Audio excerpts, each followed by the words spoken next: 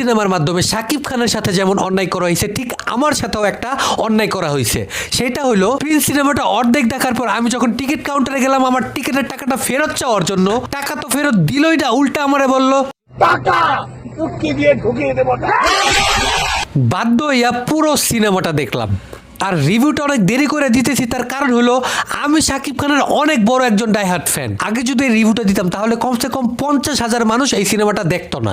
যাই হোক, প্রিন্স সিনেমাটাকে যতটা খারাপ বলা হচ্ছে, সিনেমাটা কিন্তু ততটাও খারাপ না। কিন্তু দম আর রাক্ষস সিনেমার সামনে প্রিন্স সিনেমাটা এক্সট্রা অর্ডিনারি কিছু না হওয়ার কারণে দর্শকরা পুরাই হতাশ হয়ে গেছে। হতাশ হইয়া শুধুমাত্র বাংলায় না, আরবিতে পর্যন্ত গালি দিছে।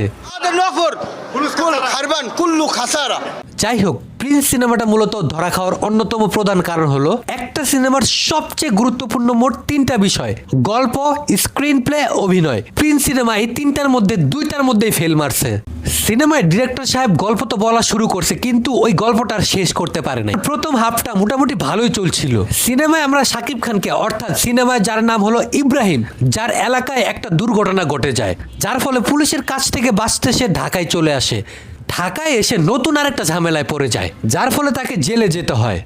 আর জেলে তার সাথে দেখা হয় ঢাকা শহরের অন্যতম গ্যাংস্টারের সাথে, যার নাম হলো গোপাল দা। আর তার হাত ধরেই ধীরে ধীরে সে ইব্রাহিম থেকে প্রিন্স হয়ে ওঠে। এতটুকু পর্যন্ত সিনেমার গল্পটা ঠিক ছিল।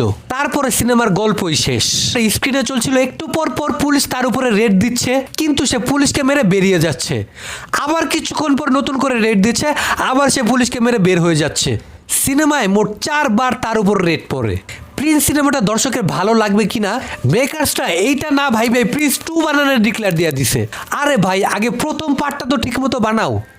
বলা হচ্ছে সিনেমাটি 90 দশকের ঢাকার গ্যাংস্টারদের গল্প, অথচ পুরো সিনেমায় ঢাকা তো দূরের কথা, একটা দৃশ্য দেখে এটাকে বাংলাদেশও মনে হয় না। ঠিক সেম ঘটনাটা আমরা তুফানের ক্ষেত্রেও দেখেছিলাম, তবে তুফানে বেশ কিছু দৃশ্য বাংলাদেশে শ্যুট করা হয়েছিল এবং সিনেমায় ওটা ব্যবহার করার কারণে মোটামুটি তুফানে এটা মানানসই লেগেছিল। কিন্তু পুরো প্রিন্স সিনেমায় আপনারা এই জিনিসটা মিস করবেন। আর এটা না হয় বাদ দিলাম, যদি স্ক্রিনে 5 জন অভিনেতা থাকে তার মধ্যে 3 জনই হলো কলকাতার, তাহলে বাংলাদেশের ফিলটা আসবে কোথা থেকে?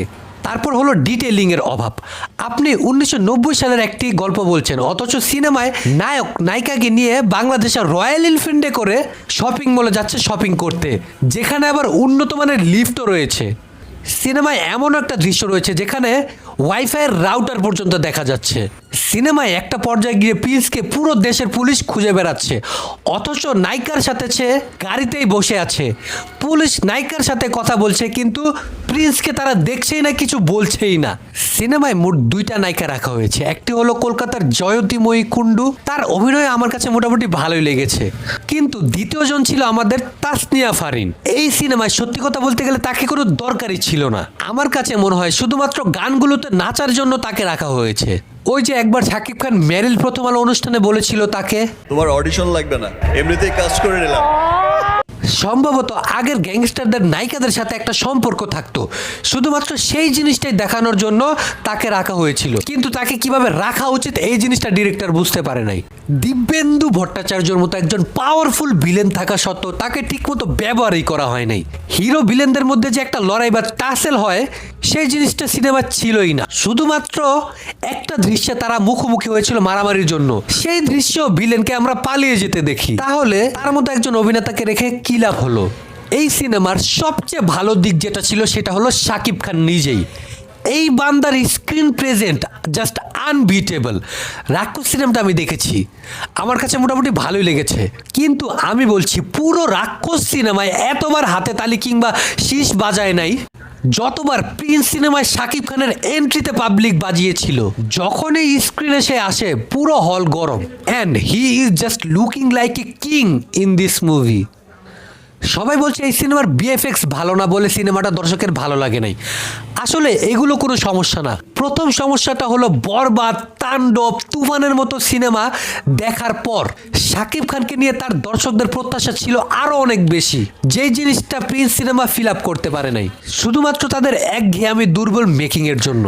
তারা হয়তো ভেবেছিল যে বেসিন গানে বিএফএক্স এর মাধ্যমে ছেদা কইরা দিলেই সব কিছু সমাধান হয়ে যাবে, তবে আমার কাছে মনে হয় সিনেমা থেকে আরামসে কমসে কম 20 মিনিট কেটে বাদ দেওয়া যেত, পাশাপাশি স্ক্রিন প্লে আরও ফাস্ট করা যেত। সিনেমায় কিছু কিছু দৃশ্য একেবারে শুধু শুধু রাখা হয়েছে, যেগুলোতে বিএফএক্স যে একেবারে সস্তা সেটা দেখে বোঝা যাচ্ছিল।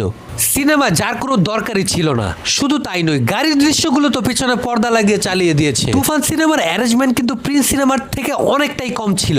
তারপরও তুফানের স্ক্রিনে যেই জিনিসটা ঘটছিল তা দেখে কিন্তু দর্শক মজা পাচ্ছিল। কিন্তু প্রিন্স সিনেমায় একমাত্র গান ফাইটিংটা বাদে আর কোনো chair of the moment create করতে পারে নাই তারা। বলতে পারেন ডিরেক্টর সিনেমায় নতুন কিছু দেখাইতেই পারে নাই। দর্শক সেলিব্রেটটা করবেটা কি দিয়ে? প্রিন্স সিনেমায় ডিরেক্টর প্রচুর পরিমাণে বাজেট পাইছে, সেটা স্ক্রিনে দেখলেই বোঝা যায়। কিন্তু এক্স্যাক্টলি বাজেট কোথায় কিভাবে খরচ করতে হয় এটা কিন্তু সবাই বুঝে না।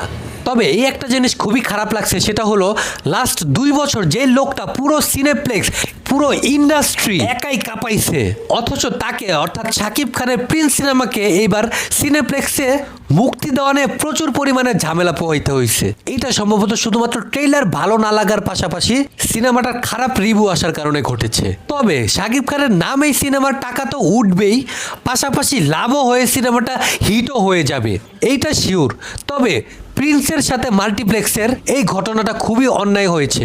প্রডিউসারদের লগ্নির টাকা উঠাতে শাকিব খানের হস্তক্ষেপ খুবই দরকার। যাই হোক, অবশেষে বলবো শাকিব খান নতুন নতুন ডিরেক্টরদের সুযোগ দিচ্ছে যাতে তারা আরও সিনেমা বানায়। যেমন মেহেদী হাসান হৃদয় বরবাদ বানানোর পর রাক্ষস সিনেমা বানিয়েছে সিয়ামকে নিয়ে, ঠিক এভাবেই হয়তো পুরো ইন্ডাস্ট্রিকে এগিয়ে নিয়ে যাওয়ার চেষ্টা করছে শাকিব খান। 2-3টা ভালো ভালো সিনেমা করার পর একটা সিনেমা খারাপ হতেই পারে, কিন্তু মেগা স্টার কিন্তু একজনই, সেটা হলো শাকিব খান। তো ভাই লোক, এই ছিল প্রিন্স সিনেমাটা দেখার পর আমার ব্যক্তিগত মতামত। আপনার মতামত কিন্তু ভিন্ন হতেই পারে। আপনি যদি প্রিন্স সিনেমাটা দেখে থাকেন তাহলে আপনার কাছে কেমন লেগেছে অবশ্যই আমার কমেন্টে জানান। তো দেখা হচ্ছে পরবর্তী ভিডিওতে, ততক্ষণ দেখতে থাকুন সজীবের ডাইরেক্ট পয়েন্ট।